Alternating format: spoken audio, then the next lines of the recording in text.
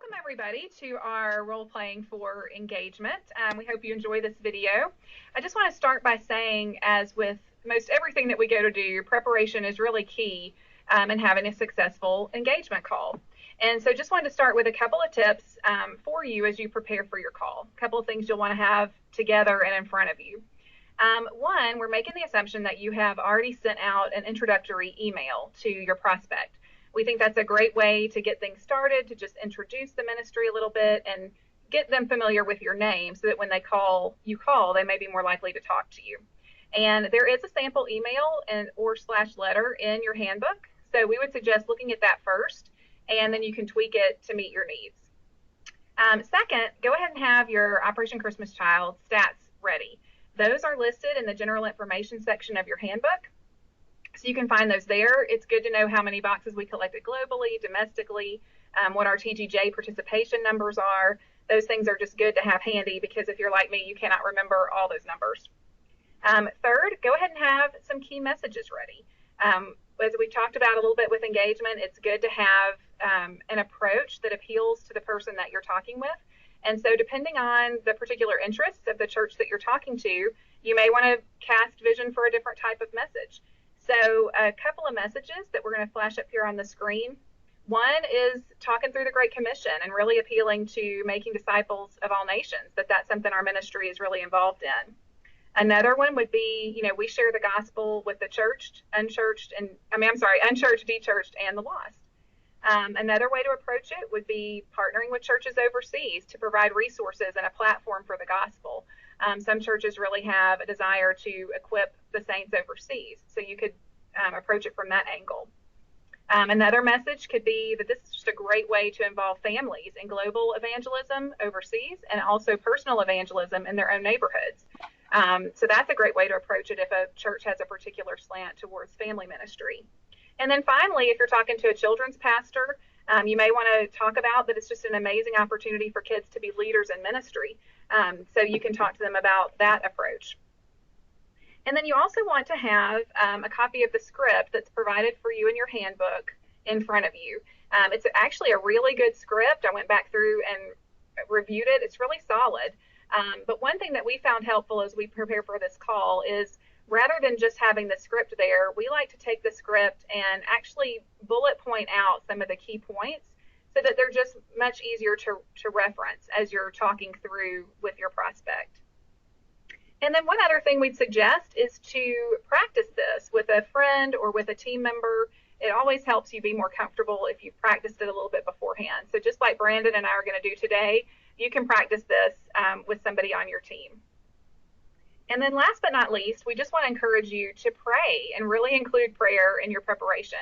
And especially if you have a prayer team on your area team, if you have somebody who's serving in that capacity, involve the prayer team. They would love to pray for you. And we know that prayer opens doors, so don't neglect to pray before your call. All right, well, so let's get started. Today, Brandon's going to be our team member, and for today, I'm going to be a pastor. And we are gearing this call more towards church relations, just for this purpose. But the principles that we're going to be applying, they're going to be the same whether you're a community team member, a media team member, or a prayer team member reaching out to Prayer Network partners. So stick with us. There are still principles for you to learn, even though the script is more geared towards church. Hello, this is Shelly. Hey, Shelly, how are you? I'm good. How are you doing? Good, I'm doing well. My name is Brandon. I'm a local volunteer here for Operation Christmas Child. And I sent you an email about a week ago asking if there was a good time for us to get together to discuss, partnering with us in ministry. And so I was just curious, is this a good time for us to talk? Yeah, sure. Awesome, great. Well, have you ever heard of Operation Christmas Child? Okay, so we're going to stop here and talk about just a couple of key points with the intro and things just to consider and notice in Brandon's approach. The first thing we wanted to point out is, he introduced himself as a local Operation Christmas Child volunteer. And we feel like that's important and probably a good lead into having a more positive response because it really gives credibility to your message and credibility to who you are. One, that you're a volunteer, and two, that you're here local. I think that's going to get you an entrance maybe easier than not identifying yourself as a local volunteer. Yeah, and then another thing to pay attention to is that this isn't a cold call. You're not catching them necessarily off guard. So you might send an email first, and that's what I'm assuming is that I've already emailed Shelly. Or you can have a connecting point to kind of place you there that you might say a name. Hey, Pastor Dan Miller said to call Shelly. So make sure you tell them why you're calling or that they're aware of what this contact is, that it's not just out of the blue. Absolutely. And that kind of goes back to just using your connections. If you have any type of connecting point within the church, utilize that because people are more likely to talk to you if someone that they know has referred you, but we know that's not always possible. Um, the other thing that I think Brandon did that was good that we would suggest is just asking a question. He asked how it was doing, and then he asked, "Are you familiar with Operation Christmas Child?" And this gets them engaged in the conversation, and rather than you just starting out talking for 5 minutes, gives them the opportunity to be a participant. And then two, we never want to assume that they didn't participate in Operation Christmas Child. I mean, obviously, the reason that you're calling this particular person is because you didn't see them on the drop-off logs, or you don't believe that they participated. But we all know that sometimes people drop off boxes but don't get logged in. So never make that assumption that they didn't participate, and always ask that question. All right, so now we're going to move into kind of the meat of the message, and a couple of things just to point out before Brandon gets started. This is the point where I think it'll be good for you to think through what are my two key points that I want to get across to this person. And I think it's going to depend on what type of pastor you're talking with, or if you're talking with a project leader versus a pastor. And so you'll want to tailor your message to their particular interests. And so for the point of this call, we're going to be Brandon's going to be talking to a children's pastor, and so he's chosen 2 points that he feels like are going to appeal more directly to people who minister to kids. So be listening for that, and then we'll download it at the end of the message. So have you heard of Operation Christmas Child? Yes, Brandon, I have. Don't y'all send the shoe boxes around the world? Yeah, that's exactly right. So we do send shoeboxes around the world. We're part of Samaritan's Purse, which is a nonprofit global organization, and so we start with the shoebox. We send them to 135 million children since we began, and it's really just the start of a process of getting them in the hands of local leaders and then allowing them to really minister the gospel to children who may not otherwise have ever heard the gospel. And so it's the start of a 12-week program that we do. And so, yeah, that's exactly right. Now, do you guys participate with us? No, we have not participated before. Oh, okay, great. Well, I'd love to get together sometime with you and discuss how we can come alongside what you guys already do. I know you're a children's pastor, and one of the great things about this ministry is that it's a tangible way to get your kids involved in global missions, that they can get involved with the missions work of what we're doing overseas and seeing lives change through the power of such a simple gift. And then also it's just so easy to incorporate into what you're already doing in children's ministry. Anybody can participate. It's not difficult. And so any of your children can do it. And it really is a cool way to do a ministry from a child to a child globally. So is there a good time that we could get together to discuss more how we could come alongside what you're already doing? Okay, that was good. That was good. And just to download a couple of points about that, Brandon did. He talked very specifically about the children's angle of it. Easy, tangible, connects kids with kids. So that was really good. And then he did share some good general information about the ministry, because clearly the lady didn't have a good understanding of the ministry. She just knew that we sent shoeboxes around the world, so she probably didn't understand the scope of what we do and the mission behind what we do. So he did a good job of explaining that.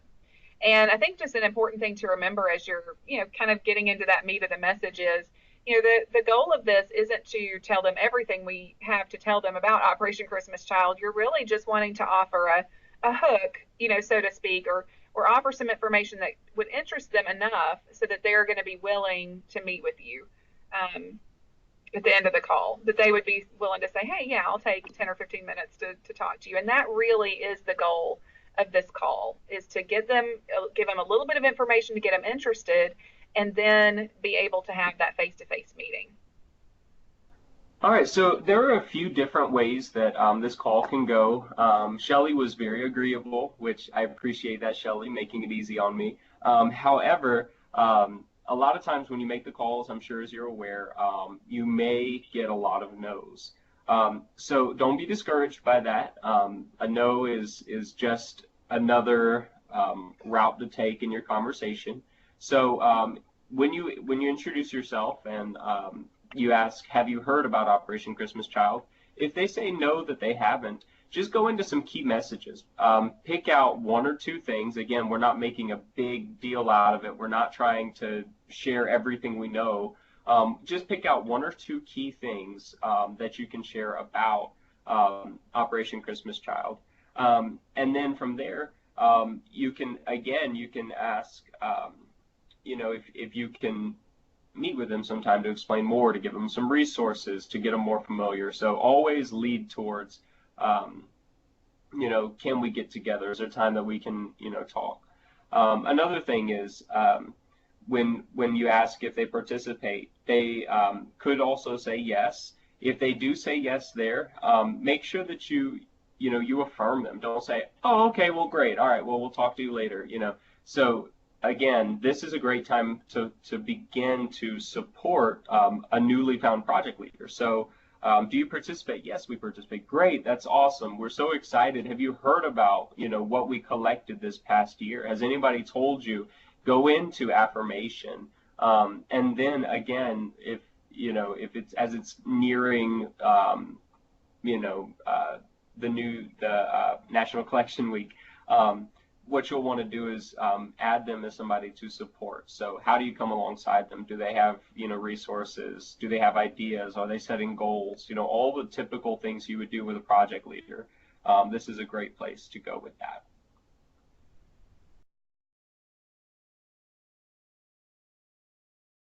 So have you guys ever participated with Operation Christmas Child before? No, we haven't.